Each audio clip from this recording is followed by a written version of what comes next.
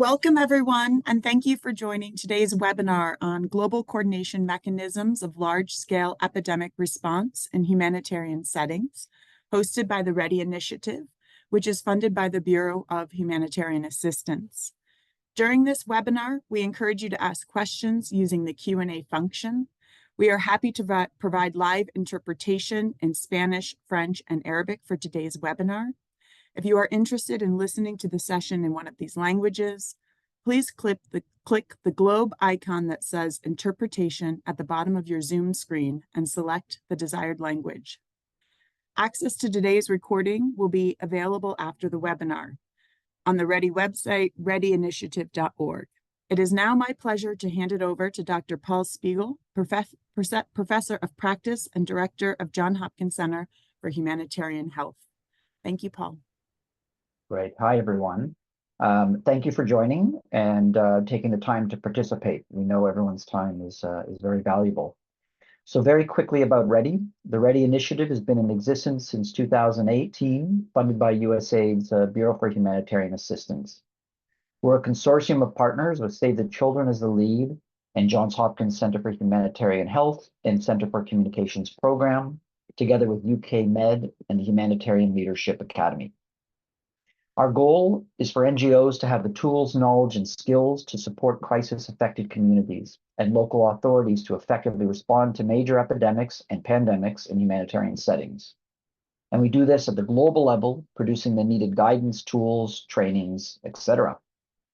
READY has recently developed 2 forward-looking issue papers exploring key humanitarian topics and their impacts on outbreak readiness and response. This webinar serves as our official launch for the second paper, which is entitled Fit for Purpose, Global Coordination Mechanisms of Large-Scale Epidemic Response in Humanitarian Settings. It examines the global structures, processes on epidemic coordination mechanisms and provides, hopefully, clear recommendations for improving large-scale epidemic response coordination in humanitarian emergencies. So during this webinar, you'll hear a brief overview of the paper's key findings, and then for the remainder of the session, we'll have an expert panel discussion amongst public health and humanitarian experts and their reflections on how to improve coordination in such settings. We'll first have a brief presentation from Dr. Mariam Ismail, a medical doctor and the lead consultant for the development of this paper. And then we'll have an expert panel. We'll have Dr. Abdi Raman Mahamud, is the Director for Alert and Response at WHO's Health Emergencies Program, and since January 2022, Abdi has led WHO's functions in early detection, risk assessment, and event management and response coordination for acute public health events, including 65 graded emergencies in 2023 under the 3-tier graded system. We'll then move to Dr. Natalie Roberts, and Natalie is the Executive Director of MSF in the UK, a medical doctor. She's worked for MSF in various medical humanitarian contexts in Africa, Asia, and the Middle East, including in settings of violence and conflict, infectious disease outbreaks. Then we'll move to Sorcha O'Callaghan. Sorcha is the director of the Humanitarian Policy Group at ODI, the Overseas Development Institute, one of the world's leading think tanks on humanitarian affairs. Sorcha leads HPG's strategy, representation, and fundraising for research on rights and crises, humanitarian system reform, and resilience in climate and conflict-infected environments. And finally, we have Sonia Walia. Sonia is a senior health advisor for USAID's BHA, which leads the U.S. government's international disaster assistance efforts. And as a senior health advisor, Sonia supports the Bureau's responses through humanitarian health technical assistance, providing technical leadership and guidance within the U.S. government and globally. So thank you all very much for joining, and we look forward to hearing your thoughts and reflections throughout our discussion. Please, as Laura Cardinal said, put in any questions, comments you may have. And I'll now hand it over to Mariam for a brief presentation on the key objectives, findings, and recommendations of the paper. Over to you, Mariam. Thank you, Paul, and welcome, everyone. I will provide a very brief presentation of our key findings and recommendations, but I encourage all of you to read the extensive report that will be put in the chat later. and for a more in-depth analysis of the topic.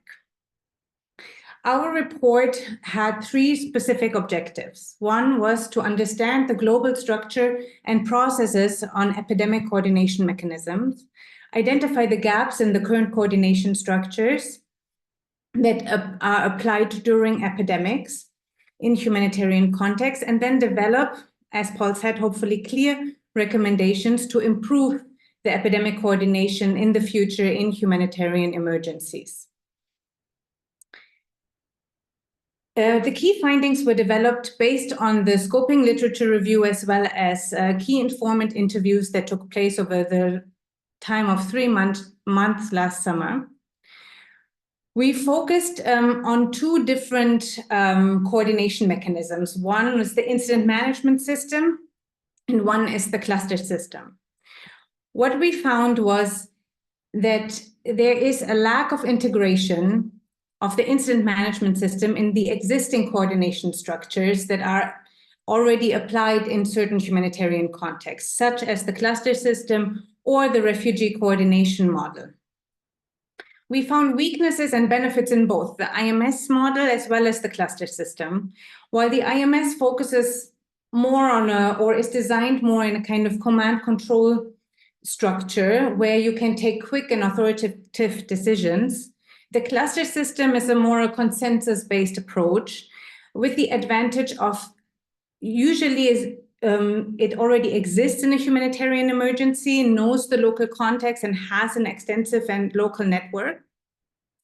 So we found that both of them really need to work together in order to provide a holistic epidemic response in humanitarian contexts. We also found that national governments are not systematically empowered to lead the epidemic response in their respective countries, meaning international organizations sometimes come in to respond to an outbreak, disregarding already existing mechanisms that might have been designed by the national governments. This also includes the local communities. It is essential to involve the local community in the design and implementation of the epidemic response. Their voices, local knowledge, local and cultural knowledge is important when designing the response to an epidemic, and also avoids a kind of top-down decision-making and ensures that the epidemic response mechanisms that are being applied are actually followed in and owned by the community. Additional key findings included that in order to provide a really holistic response, multiple sectors need to be involved in the response. This includes other humanitarian sectors than health. Obviously, responding to an infectious disease threat needs a health response, but we need not to forget that WASH, risk communication, community engagement, protection, livelihood, and other humanitarian sectors need to be equally or appropriately involved in the coordination of the epidemic response in order to address the needs of the community. Also, any response will have unintended consequences that need to be monitored and addressed when designing a response to epidemics. For example, if an infectious disease threat needs a vaccination campaign, the human and financial resources should not be taken away from routine immunization services in order to avoid the outbreaks of vaccine-preventable diseases in the future. And finally, what we heard was that in certain circumstances, it is difficult to provide an impartial, independent, and neutral response to epidemics. Upholding humanitarian principles is especially difficult when in scenarios where the government is not necessarily supporting a part of its population, and when WHO and other UN agencies are working closely with national governments. It's a very particular scenario, but we found it important to reflect this in our key findings. Based on those findings, 7 recommendations were developed in the policy paper. I will focus on the ones that are relevant for the following panel discussions. And I will start with what I mentioned earlier, the importance of empowering national governments to actually take the lead in epidemic coordination. This means that international humanitarian agency must make meaningful changes, not only to enable national and local organizations, but really to support them and have a shift in power towards more nationally led and locally led structures. This also includes improving clarity and ensuring transparency of the existing coordination models for all actors in the epidemic response.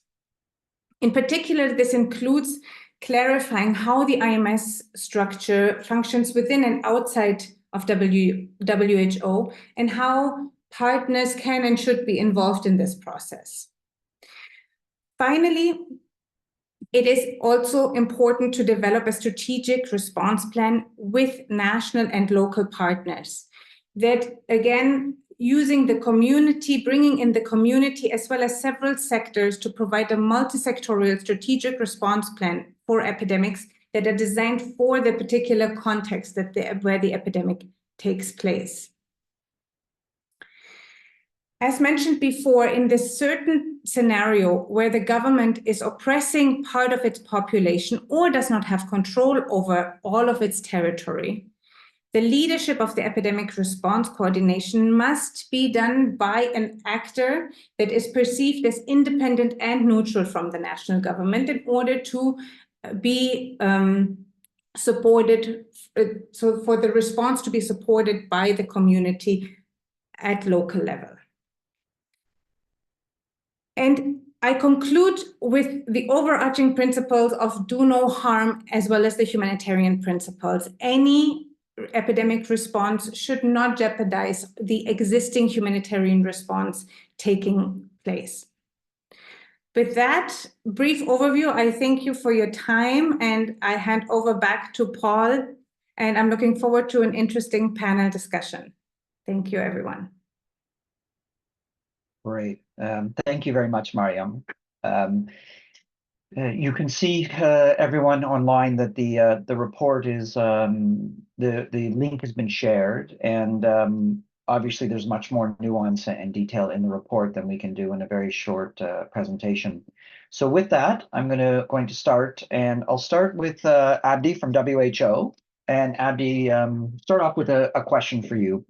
How do you envisage the IMS model for large-scale epidemics in humanitarian settings and its integration with other models like the cluster system?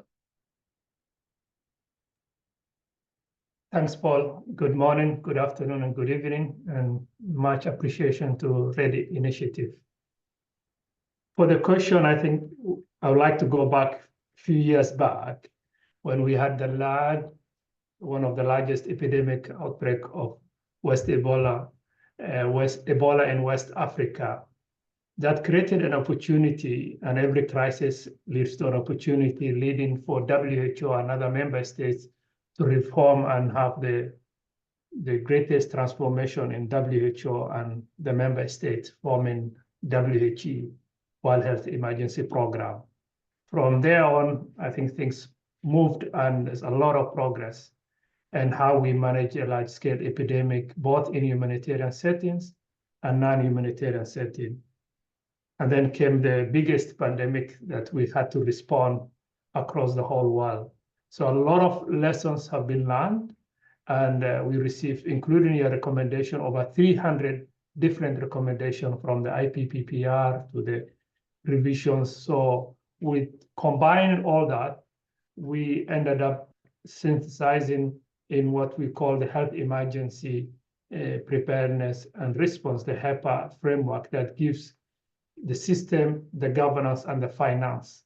So for our setting here, we'll focus one of the 5C, what we call the emergency coordination, and some of those aspects in the report, particularly in the community, starting with the community is a bigger C that's outside our discussion today, but I wholeheartedly agree that has to start, epidemics start in the community, and ends in communities. That community protection and the community engagement has to be the pillar.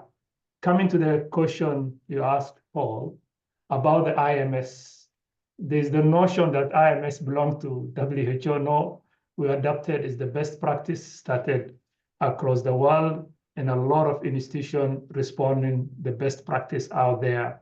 So I think it was easiest to bring for speed, resolution, and response. So we adopted that, and a lot of member states, WHO, but also other organizations have been using the IMS. To the specific, how do we envision integrating IMS to the existing structure? Basically, IMS is to organize the team there at the ground, and always there's a confusion that IMS is the headquarters. IMS is the lowest level. If there's a fire, it starts with that IMS for that fire episode. If there's an outbreak, it's at the lowest level. So how do we bring the local actors, the NGOs, everyone, to respond to that outbreak, but more importantly, to maintain the essential health services? So for those who are familiar with IMS, IMS has an incident manager and a pillar. One of the key pillars that for this forum I would like to focus is the pillar of partner coordination and the other pillar of maintaining essential health services. There I see two interconnecting where we can connect with the health cluster, with the health sector, with all the actors out where. One is the partner coordination, and that's where WHO or the health cluster coordinator will be the lead, working closely both with the national health cluster and with the government. And the other aspect where we feel like all the NGOs and the local community can intersect is that pillar. So I feel from the health cluster or from the existing network, because one side we have to control speed and focus required, but more importantly, providing the necessary health services. So I see these two important pillars where the IMS can intersect with the existing cluster system or the health system.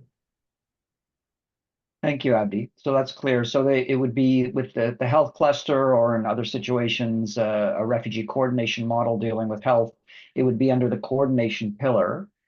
How does then, let's say WHO, the IMS is, WHO uses it, and then in these large-scale outbreaks, often the government may as well. How do you integrate, or how do you see, let's say, with a government leading the response, and then you have WHO, and then you have the clusters, you've got a lot of other partners. How does that work in terms of the IMS, and also in terms of, are there any changes you foresee because of HEPR, the new outbreak response model? Yes, Paul. I think if we go back to the Interagency Standing Committee Protocol for Infectious Disease, there's a clear layout on each one of the agencies and of the 900 members of the health cluster.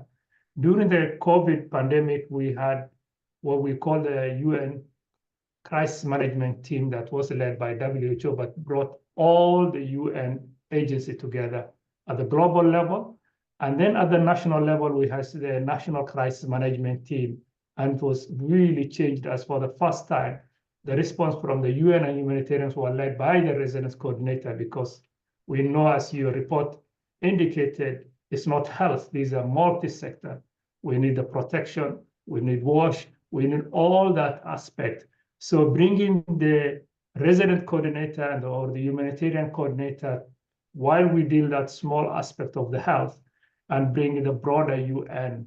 So the HEPA is empowering the national local actors at the subnational level, at the national level. So they envision what we hope to see, that emergency coordination is to have one joint IMS, rather than WHO having one, UNICEF, UNHCR, all the 900 members of a global health clusters, or the 300 members, to have one single joint IMS at the lowest level. And then from there, we have the supporting. So internally, whether it's UNHCR, there's a pillar that you're leading, or UNICEF, particularly in the risk communication, or MSF, clinical management, they're that pillar. So the vision that we have, of course, there's a vision and implementation may be a challenging, is to have one IMS that will be linking through the partnership coordination to the existing mechanism, refugee or the cluster, or to the other mechanism, so that reducing the duplication. All the ideas out there, but at least that vision of having one joint operation so that one workforce, one plan, one IMS. Okay, thank you. Yes, and as you said, it'll be interesting to see how it can translate the concept into operationalization. And also we talked about in the report, things are very UN focused, and looking for the future, it may be more government and then national NGO focused. Now moving to Natalie Roberts, and this relates a bit to the aspect of UN focus and then independence and neutrality. So Natalie, humanitarian principles in large scale epidemics can be difficult to uphold. We've seen this in numerous situations, Ebola, even in COVID, of course. So what needs to happen to improve and to ensure an independent, neutral, and impartial response to these large-scale disease outbreaks, especially in humanitarian settings where the national government either doesn't have control of their whole territory and or they're oppressing their own people? Over to you. Yeah, thanks, Paul, and thanks for having me. I think it does lead on quite well from what Abdi was talking about, because I think in reality, the type of mechanism he's talking about, I'm not sure that can be implemented in some of these settings, and I'll go into a little bit why. I mean, essentially, epidemic response, like any other form of humanitarian assistance, is at risk of manipulation, of being used by states or groups to further their political agenda or to support their interests in a conflict. That's a long history of that, of warring parties, using access to healthcare as a tactic in the war and basically depriving certain populations of access to healthcare, either to mean that they don't have access to care for their wounds, but also to indirectly support, to undermine the popular support for the other warring party. And the most extreme example we're seeing today is in Gaza, where we're seeing direct attacks on health workers and health facilities, justified by various claims from one of the warring parties. When we see this situation of national governments that oppress elements of their own population, so that happens, for example, in civil wars like in Syria, or the treatment of the Rohingya by the Myanmar government, then essentially that exclusion or inclusion of populations and access to healthcare or health services is bound up in these notions of sovereignty. And that's where we have to really explore a little bit these mechanisms to understand the role of state sovereignty and how we can, how that interacts with the mechanisms that are being proposed. Specifically for epidemics, we see the same consequences in any other form of healthcare, which is certain population groups. It's not just that they will be deprived of access to care or treatment when they are affected by these epidemics, but they're actually even deprived of access to the measures of prevention. They're much more at risk of these epidemics often, because this population, they might be deprived of access to the basic infrastructure or the mechanisms of prevention like vaccination that stop them being exposed to the epidemic in the first place. So essentially, we have these populations we really do have to take into account if we're thinking about responses to large-scale epidemics, because they're the most at risk. And to take a concrete example on that, I think one of the most explicit examples today is Northwest Syria, because it's been going on now for 12 years or more.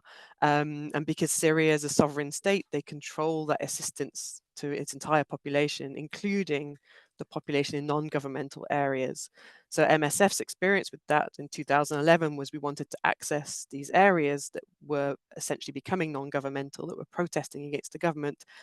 And we were refused by the Syrian government. And after months of negotiations, we made a choice to, rather than work through the Syrian government, to start our own independent cross-border operations in defiance of the government. And essentially, we were told at that point that we become a legitimate target. And that as an actor, we'd violated state sovereignty, but also we put ourselves in the firing line.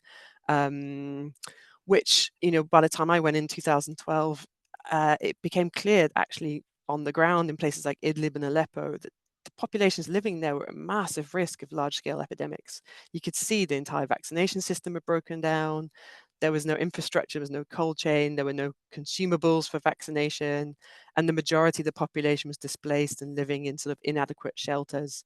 But when we tried to start those conversations about how we were going to prevent and then respond to epidemics, there was no mechanism there to engage with. Essentially, we became quickly very stuck because there's a sort of a general mechanism which is set up with, working with states, working with governments. And in this place, the government had absolutely no intention of allowing people to engage in a mechanism that would support the populations in non-governmental controlled areas. There wasn't yet the resolution for cross-border aid from the UN, so the UN couldn't be involved in these conversations about the mechanism. So it was essentially a group of NGOs and sort of civil society trying to, between ourselves, work out how we were going to try and stop the large-scale epidemics happening, and how are we going to coordinate ourselves to respond to them without the UN and without the state. It wasn't very successful. Partly wasn't very successful because MSF sees ourselves as an independent actor, so we kind of don't see that as being our role. We're not used to playing that role anyway, so we didn't engage very constructively in those conversations either, I have to admit. But the consequence of that was there was no real mechanism set up, that you can't apply just the same system that you would apply elsewhere, cut and paste it into Northwest Syria. And so by the time there was some kind of coordination, there was a UN resolution passed for cross-border aid. We're already seeing large-scale epidemics in Northwest Syria or northern Syria. We've seen now since then, huge epidemics of measles, of cholera, of polio, various things that are entirely preventable. And then even if since then there are now some kind of efforts made to coordinate a parallel epidemic prevention and response mechanism for non-governmental controlled parts of Syria, it always feels a bit ad hoc. It always feels a bit like we're sort of reactive. We're trying to work out what to do. Each time there's a new epidemic that comes, and it's like we're reinventing the wheel each time. And they never sufficiently include local civil society or local governance mechanisms. It's always this obstacle of, well, there's no state who actually controls this territory and this population, and we're not very good at including those people and working with them. And to sort of summarize the consequences is when 2020, when the COVID pandemic started, in Northwest Syria, there was no mechanism to work out how we're going to vaccinate the population in Northwest Syria. The COVAX mechanism didn't take those populations into account, and it took months and months and months to try to come up with some kind of idea of how we're going to, one, get COVID vaccines into Northwest Syria, and two, how to support the population, who are affected by COVID in Northwest Syria. And despite, almost a decade of working on that, we still didn't have a mechanism that could apply, and the global sort of setup just didn't help us in any way, and we just hadn't worked out how to coordinate ourselves around that. And it was so easy to anticipate that we would need to do that, and we didn't. Thank you, Natalie. Yes, we'll have some follow-up questions. We'll just first go to Sorcha, but also, Sorcha, I'm going to make your life a little bit more difficult and bring in a couple questions that are already in the chat as well, relating to national NGOs. So one, the main question, Sorcha, for you is, what role should national and local governments and communities have in the epidemic response in humanitarian settings? But I'd also, maybe looking at some of the questions in the chat, ask you about financing. And one of the colleagues mentioned that why can't we just give all the financing to host governments and national NGOs? And then the other aspect may be issues related to neutrality. Are NGOs more neutral than UN, for example, or even governments? So over to you, and sorry for adding a couple more questions to you. Thanks, Paul, and hello, everyone.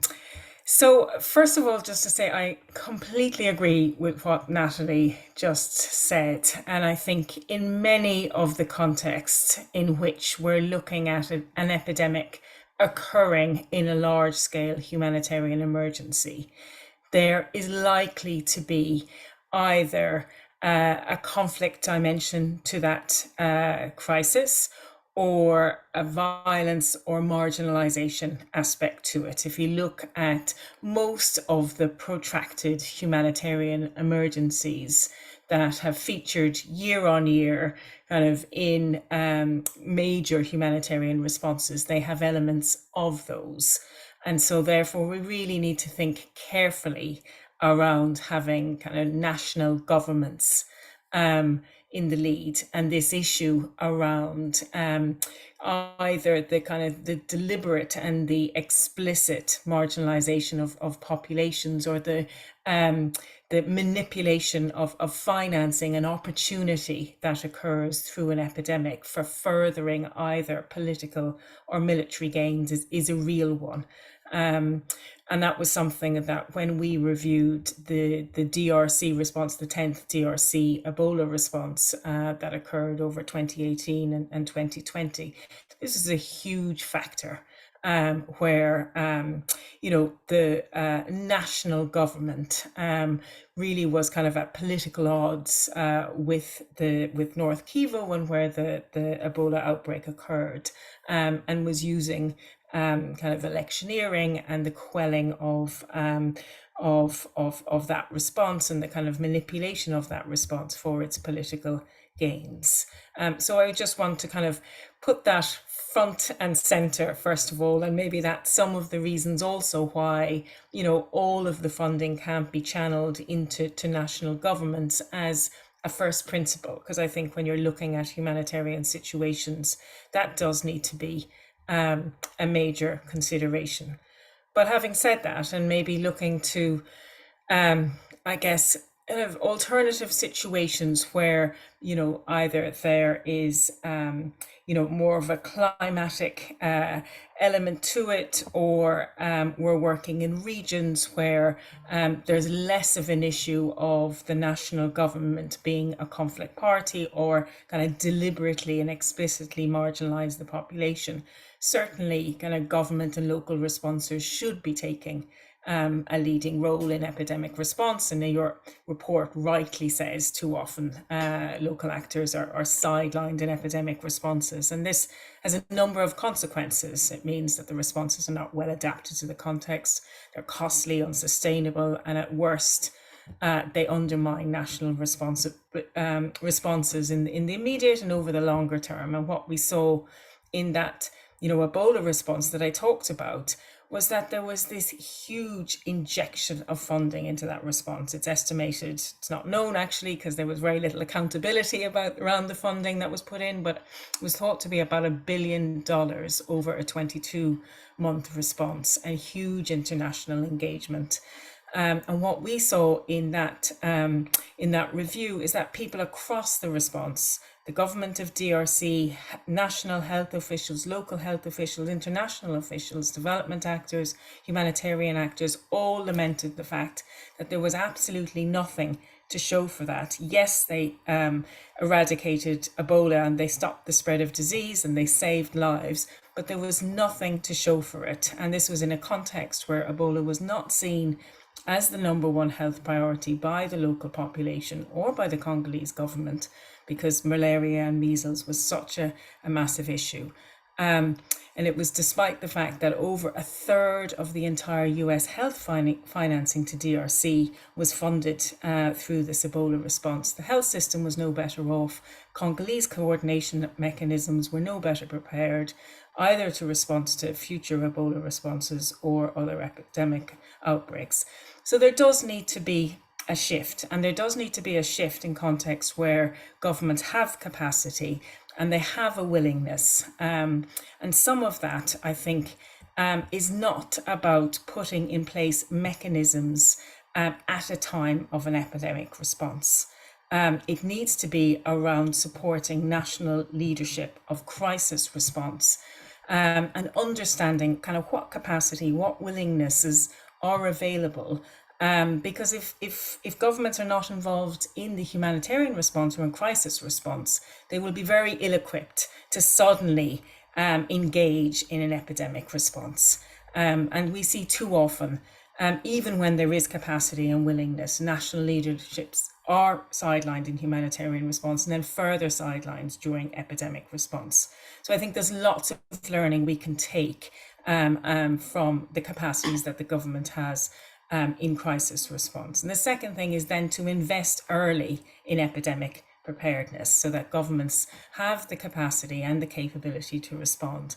This, is everything from putting in place epidemic response plans, means longer term system strengthening, and it means predictable financing from governments. Or from donors. And then fourth, there needs to be a really coherent and joined up approach from international actors. Too often we see, the case that Natalie spoke about is just a really fragmented, both kind of conception of what this crisis is, with different actors seeing it as a health crisis or a crisis within a crisis, different actors engaging with government or not with government, donors pulling in different directions. And so if the national government can lead, and if there is a recognition of that leadership, then they need to lead, and international actors need to get in and support around them. But too often we see lack of a joined up approach and different actors pulling in different directions. So I'll end there. Thank you, Sorcha. Interesting, and particularly on the preparedness. And I'm also trying to read all the questions, et cetera. So really wonderful comments. We'll try to get to them after, we will, after Sonia.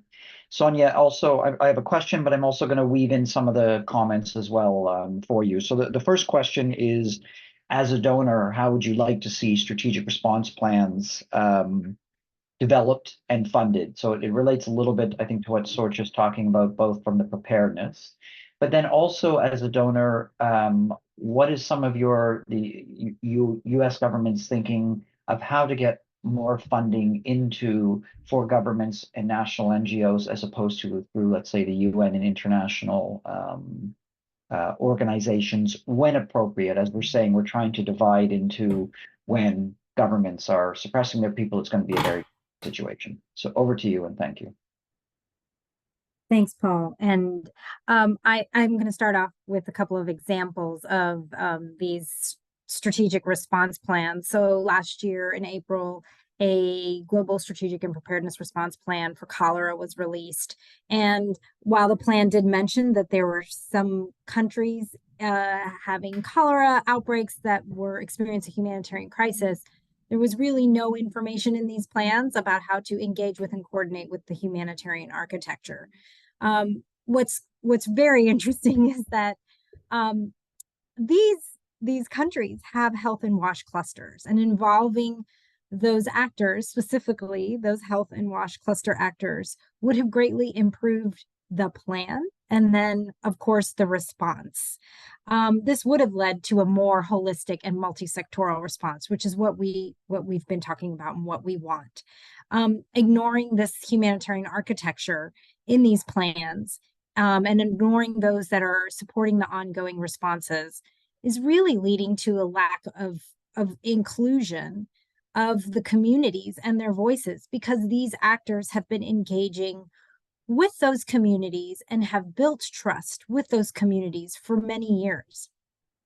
Engaging these actors during the development of these response plans would maybe have even brought in the element of humanitarian principles and how to incorporate these principles within the response plans and therefore the response. Another example is the most recent measles strategic preparedness and response plan. It just ended actually at the end of 2023. It did mention coordination with the humanitarian partners and the clusters. However, we are unclear on the extent of how the cluster partners were involved in developing this strategic response plan and then the actual response. The majority of information outlined in this plan is informing readers on the Central Emergency Response Fund, how to obtain funding to conduct measles campaigns through the CERF, and not actually how to meaningfully engage with the humanitarian response actors to support the actual response. And, to that, maybe there needs to be some sort of evaluation or case study of how well these response plans align with the actual response. What do these response plans actually give us, knowing that they're not aligned with the humanitarian response plans? Do these strategic response plans reflect the ongoing response on the ground? And, what can we do to improve the plans, which will then inform the response? I have some other thoughts and examples, especially on DRC Ebola, but I know that we've talked about that quite a bit, so maybe I'll save that. And then, maybe go to your question on how to, involve more funding for national NGOs. And, as USAID BHA, we are working towards that and have been increasing our support to local actors. I think sort of the elephant in the room is the World Bank and how they support epidemic and pandemic responses. I think that the World Bank plays a significant role in the development of these strategic response plans. We saw that in Ebola in 2018 and 2019. And quite frankly, it has fundamentally changed how we as traditional humanitarian donors interact with the development and the funding of these response plans. The World Bank does not typically fund organizations. They fund through national governments. That led to what a lot of what Sorsha was explaining in terms of how and where the funding went and why there was not much clarity and transparency on where and how the money was used. Going back to, how these plans are developed, my experience is that they're largely developed with government counterparts and they omit humanitarian participation. And largely they become government financial requests and their lists of vehicles and salaries, and not quite actually what is needed for the response. We've talked about how each large-scale outbreak in humanitarian settings has had a different coordination structure that leads to confusion and coordination roles. And that's seen in these strategic response plans. They're so siloed, they're so separate from the ongoing humanitarian response. The questions that I, as a donor on the technical side, have been asking is, how do the coordination structures which guide the HRP, align and feed into the SRP and vice versa? How are things like the Joint and Intersectoral Analysis Framework, or the JIAF, figured into the SRPs? Are they even? And so, I think, I'll stop there. Great. No, that was very helpful and very interesting. You brought up a tremendous amount. Abdi, if you can join video, if it's okay with all of you, what I'd like to do is some rapid response questions and answers, because we have 15 minutes left and the numbers of questions both in the webinar chat and the Q&A, I'm trying to keep up. It's hard. So I'm going to do some rapid response. If you can try to maybe just keep it to less than a minute or even 30 seconds, that would be great, and we'll go quickly. So number one, I'll jump to Abdi and ask a little bit about, there's certainly been some questions in terms of who is neutral and who is independent. How does one decide that, both within the UN, with the NGOs? I see some questions, no one really is apolitical. How would you go about doing that, and who makes these decisions in terms of when a government may be sufficiently not independent or suppressing people, and or the UN in terms of supporting that government? How do we move forward on that?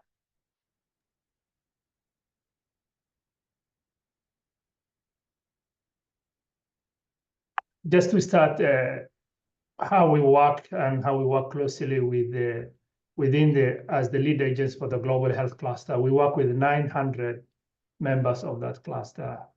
And a lot of those NGOs are local NGOs, and we believe whether the government have access to these areas or no access, the examples given in DRC, Syria, quite telling, where we have to find a way One, we are member state organizations, WHO, but also we have a humanitarian organization within the IEC where we have to uphold the humanitarian principles, impartiality, independent, neutrality. So working with partners and network, we have to serve the vulnerable populations there. So it's quite tricky. What you consider neutral is not that, but by the end of the day is the goal of reaching that vulnerable population out there where they're inaccessible in a secure area and who best can reach that. So that's our goal and how we see it from our operational perspective, removing the politics and the intricacy from the operation. Thank you. And let's continue sort of on the rapid fire question response. So Natalie, very similar question, but in terms of, there's a lot of questions here about who makes that decision, number one, of when a government may or may not be neutral and independent. And then the next question is, if in situations where the UN also may, because it's a member state organization, may not be sufficiently independent, how do the NGOs then, who leads that? What would be the coordination structure for something like that? Thanks, Paul. Yeah, I think it's a really good question. There's no kind of algorithm, I don't think. It really ends up being a case-by-case basis, and it's incredibly painful, and it involves a lot of debate.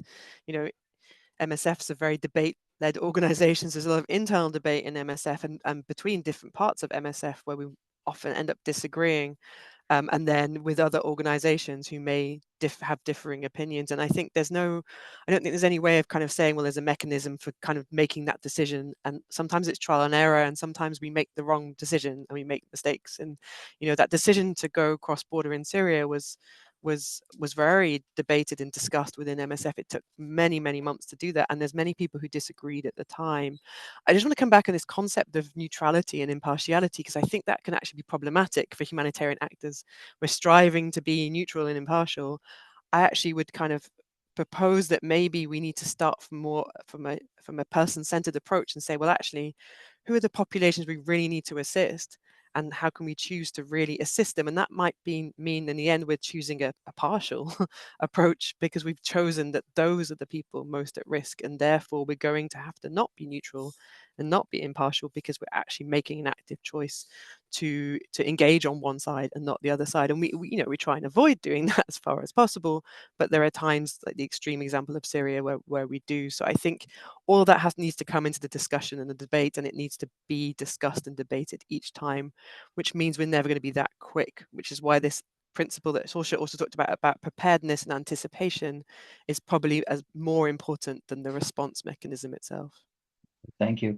Maybe just two quick points on that. One is that, so the paper, one of the recommendations clearly is that there needs to be, well, it may not be, we must do this in this situation. It needs to be thought out ahead of time, because we can't just keep on thinking out and doing it. And that's one of the reasons why the cluster approach eventually was started, because there wasn't a way of doing things. And I think that's going to have to be the same situation here in epidemics and humanitarian settings, according to some of the context that we proposed.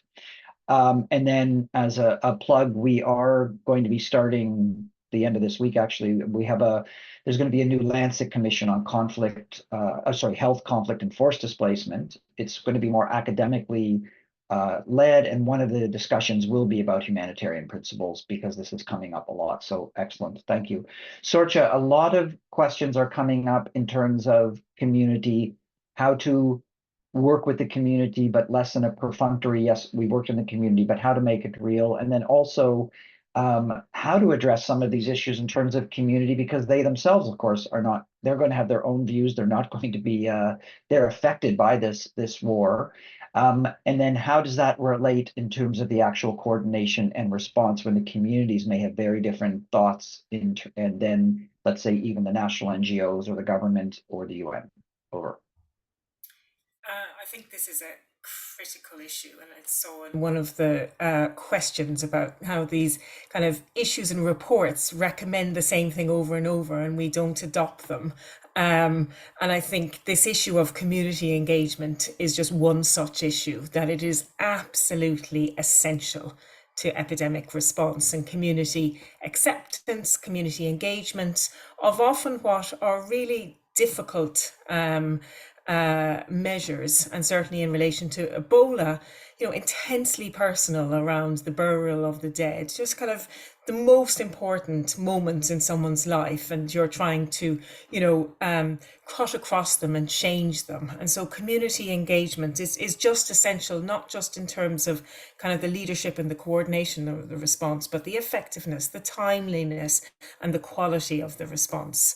And too often community engagement is about kind of sending out kind of alarming health messages and trying to get communities involved, or else asking communities what they think about our predetermined response, and then not really considering the kind of wider issues. And so the community engagement must be around kind of the whole response, about gathering feedback on, what would be effective and what's possible in that context. And that needs to be driven into the response, and the response then needs to change.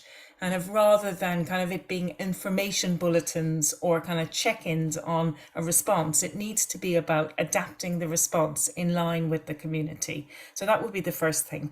The second thing is about kind of understanding the community. And lastly, it can't be that we kind of look just at the health aspects of the response. It needs to be the kind of the total community aspects, including perhaps the unintended harms that will come from a response like this, and really understanding those components as well.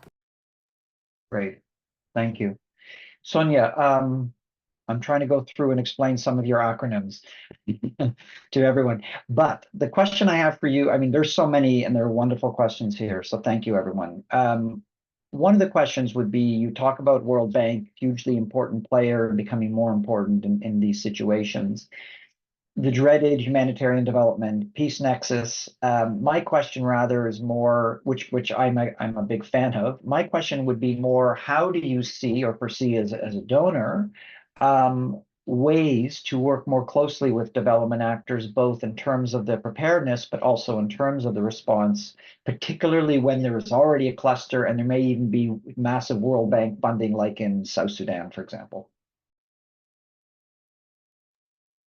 I can speak to my personal experience, which is how we are working internally with USAID, and working across the different bureaus, and working with the mission to try and build some of that preparedness in. And so, with our Global Health Bureau and our missions, they do receive Global Health Security Agenda funding, and advocating for and supporting requests for preparedness in those countries that are experiencing humanitarian crises has really, it's taken some time, but it's really been very fruitful and worth it. And even within our own Global Health Bureau, they have stood up what they have called is the outbreak response team. So not only do they support preparedness, but they also support outbreak response in areas and countries where we have missions, and where we don't have missions, we work very closely with CDC. So I think for us as BHA, it's really looking across all the different actors in, within the US government, and seeing who has the unique capability to respond and to prepare. Quite frankly, like the technical expertise for preparedness really lies within the US Centers for Disease Control and USAID's Global Health Bureau and our missions. We as the Humanitarian Bureau, we are not a technical health agency. We're a humanitarian response agency. That preparedness expertise doesn't really lie within us and our small health team. We're there really to support humanitarian responses, be it that humanitarian responses do have an element of, health response. That is what we, that is our unique capability. I think, what we're trying to do broader is trying to engage some of the development actors into understanding humanitarian architecture. There are trainings and things that everybody can, read up on and take to understand humanitarian architecture, so that when or if there is a crisis, where development actors are, providing services that they can understand and tap into that coordination structure to help. And I think, that's in those large scale epidemics that are or become humanitarian crises, or are in humanitarian crises. And the two that always stick out to us are West Africa Ebola, which was 10 years ago almost, and, DRC 2018, 2019. I think what we saw was a retreat of many of the development actors. And what we are hoping to see, and we are seeing now, is more of them understanding and staying and engaging with, those structures. Okay. Yeah. Thank you. I mean, one of the problems that we're seeing, but it's very difficult, is that we have the pillars and we have the way everyone does certain things, even within the US government. And so mechanisms in place to ensure that there's some sort of complementarity, but that's easier said than done. In the 3 minutes we have left, I'm going to go to each of you and just ask you if you can just do 15 seconds. And Abdi, I'll start with you in terms of, I'll just ask you quick questions. One is in terms of HEPR. How do you see HEPR developing to take into account many of the issues, both in the report and that we've discussed today? And maybe just briefly, okay, you get 20 seconds, explain what HEPR is. HEPA is the Health Emergency Preparedness, Readiness, and Response, is the strategical guiding document. So the next step of HEPA is to go to the national. And the main idea is to strengthen the national capacity and work through for the finance and some of the ideas of the governance. As you know, the INB, internegotiation, a lot of work is going behind the scene in terms of the governance, and then work closely with each of those where we have access, where there's government access, work closely with the government, where there's limited access, work with the cluster, and where there's no access, there are places we haven't discussed where there's no one is accessing, where security is compromised. So working on those 3 layers, and then build the capacity of the workforce to respond to humanitarian emergencies. Okay. And the report mentions, in terms of it, a mixture between, we talked about this, the idea of policy or what should be done, but then operationalizing it and making it more predictive. And I think one of the big issues is you're dealing with member states who may not always, as some of the questions were, who makes these decisions in terms of, is a member state suppressing their population and therefore may not be involved in this response. And I think that's always going to be tricky to be able to do from a political level. Natalie, over to you in terms of what would you as MSF be doing differently after hearing some of these conversations today? I think what I would be doing differently, I don't know if I'll convince MSF to do that, is to get us more involved in those anticipatory discussions and those coordination discussions, to sort of see ourselves as part of the system and try and influence the system to work for people rather than, sort of bypassing, staying out of the system. As a lot of independent, NGOs and particularly international NGOs feel that they're not part of the system and they run parallel to it. So I think it's probably not all my colleagues in MSF would agree with me, but I actually think we need to start engaging more constructively in that system and making the system work for people. Thank you. Sorcha, last question for you in terms of the community, and maybe 1 or 2 thoughts, and I see the time already, so we'll make it quick for you and Sonia, but in terms of how the community can truly be better engaged. I think just factor it in from the outset and have it there as one of the pillars of the response. I saw some thoughts about kind of bringing in anthropologists. So a contextualized response that has community engagement at its center rather than just as a small technical add-on. Okay. I mean, again, one of the problems is that communities are so diverse, and so how do we ensure that we have all the views of the community? It's difficult. Difficult issue, but obviously we need to deal with that. Sonia, over to you. Last question, I guess, would be in terms of what do you think U.S. government broader can do in terms of emergency response plans, and how to try to look at, as we talked about, the development and the humanitarian actors to make them more complementary? I mean, similar to Natalie, I think I can give my view. I'm not sure I can give the U.S. government's view, but I mean, at the outset, just as Sorcha said, I think it's inclusion. It's inclusion. Humanitarian actors within those strategic preparedness and response plans. I think that, the reason why, it takes so long to end up responding to the outbreak is because we're not taking advantage of the humanitarian actors that are already there and are already working and are already providing services, in advance of the strategic response plan or those additional actors coming in. And then just to add to, what Sorcha said about engaging the community, I think listen to them when they told us something. In DRC, they told us they didn't want the new actors coming, and they told us no big white vehicles, no new people, no government people from Kinshasa. But what did the response do? They did exactly that. So I think the biggest lesson we have is listen when they tell you something. Thanks. Thank you. I listened to that. Thanks for the panelists. Thanks, BHA, and thank you to Mariam Ismail for really being the motor behind this report. We hope that you'll read the report in detail. We would love feedback, and we also hope that those that are the decision makers and moving forward will take into account the recommendations that we've done, because we've tried to make it we've tried to discuss the problems, not say this is the way it should be done, because we're not in a position to do so, but hopefully we've sufficiently elucidated them. And I think today you can see through all of the questions and comments that there are major issues that still need to be dealt with that have not yet been dealt with. So with that, thank you very much, everyone. I hope you have a good morning, evening, afternoon, and be well and safe. Thank you. Thank you. Bye. Thank all. you.